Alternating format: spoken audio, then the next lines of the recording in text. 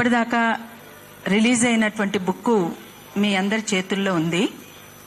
దానికి ఇంకేమైనా సలహాలు సూచనలు వచ్చినా మేము స్వీకరించడానికి, దాన్ని అటు ఇటుగా చేర్పులు మార్పులు ఏమున్నా చేయడానికి కూడా అనుగుణంగా ఉంటే గనక తప్పకుండా దానికి మేము సిద్ధమే అని కూడా తెలియజేస్తా ఉన్నాం.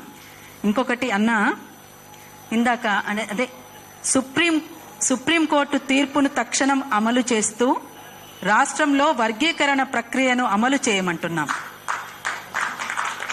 వినాలి, మొత్తం విన్నాక చప్పట్లు కొట్టుది.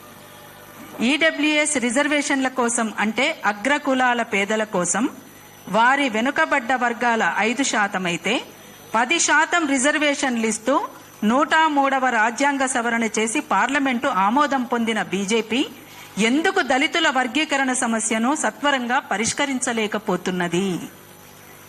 ఎంతకాలం అట్టడుగు కులాలైన మాలమాదిగలు తమ వర్గీకరణ సమస్యను పరిష్కరించుకొని కొత్త సమస్యలపై ముందుకు పోకుండా ఇక్కడే తన్నుకు చావాలనా అని పాలకులను ప్రశ్నిస్తున్నాం.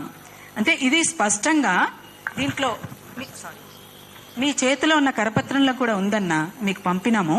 అంటే దీనికి సంబంధించి వాళ్ళ పబ్బం గడుపుకోవడానికి వాళ్ళ ఇష్టానుసారంగా చట్టాలు చేయకుండానే అమలు చేస్తున్నటువంటివి కొన్ని ఉన్నాయి.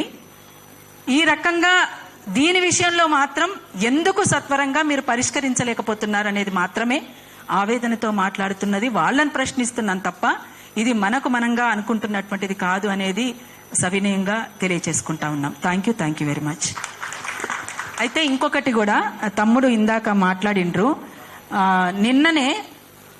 నిన్న కాచం సత్తన్న మేమందరం కలిసి మహబూబ్నగర్ పోయినాం అన్న. మహబూబ్నగర్ పోయినాం. పోతే అక్కడ ఆ మీటింగ్ అయిపోయింది. అందరూ మాట్లాడడానికి, అదే ఫోటోలు దిగడానికి వస్తున్నారు మన వాళ్లతోటి. దిగుతూ ఓ ఇద్దరు మిత్రులు మెడలో కండువా వేసుకొని చేతుల జెండా పట్టుకొని దన్మని వచ్చేసి ఫోటో దిగడానికి వచ్చినట్టుగా వచ్చిండ్రు. వచ్చి ఇంకా కెమెరా ఉందని చెప్పేసి, మీరు మాలోళ్ళ మీద మాట్లాడిన దానికి మేము వ్యతిరేకిస్తున్నాం, మీరు ఈ రకంగా చేస్తున్న దానికి బాధపడుతున్నాం, ఇక మాట్లాడనియండి, ఆపినా ఆగేటట్లేరు, మాట్లాడనియండి అని చెప్పేసి మాట్లాడిన తర్వాత, మేము 30 ఏళ్లుగా వర్గీకరణ కోసం పోరాడుతున్నాం. వర్గీకరణ న్యాయమైన డిమాండ్ అనేది మేము తెలియజేస్తా ఉన్నాం. దళితులు ఐక్యం కావాలని అంటూనే వర్గీకరణకు వ్యతిరేకం అంటే ఎట్లా ఐక్యమవుతారు మరి అని చెప్పేసి అంటే ఆ ప్రశ్నకు ఆయన దగ్గర సమాధానం లేదు. ఏదో కొంతమంది మాట్లాడుతూ ఉన్నారు. ఇంకొకరు రాయలసీమ నుంచి ఒకరు ఫోన్ చేసి ఏదో చాలా వేరే రకంగా మాట్లాడిండ్రు అనుకోండి. అంటే ఆ భాష మంచిది కాదండి. అన్న గురించి, మందకృష్ణ అన్న గురించి మాట్లాడితే ఆ భాష మంచిది కాదు, అట్లా మాట్లాడకూడదు మనం ఎవరం కూడా.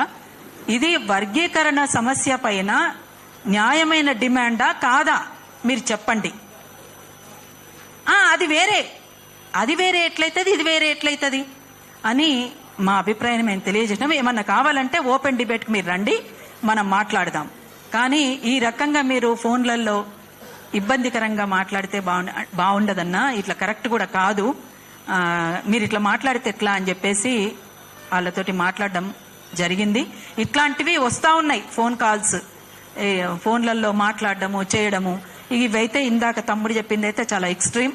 అందుకనే వాళ్ళ విజ్ఞతకే వదిలేస్తున్నాం. మేధావులంటే వాస్తవాల్ని వాస్తవాలుగా మాట్లాడే వాళ్ళను మేధావులు అంటారు. వాస్తవాలను వక్రీకరించి వాస్తవాలకు దూరంగా మాట్లాడడం,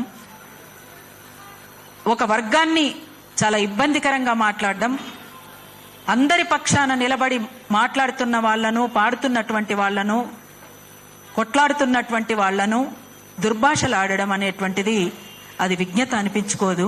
దయచేసి అర్థం చేసుకోవాల్సిందిగా కోరుతా ఉన్నాం. Thank you.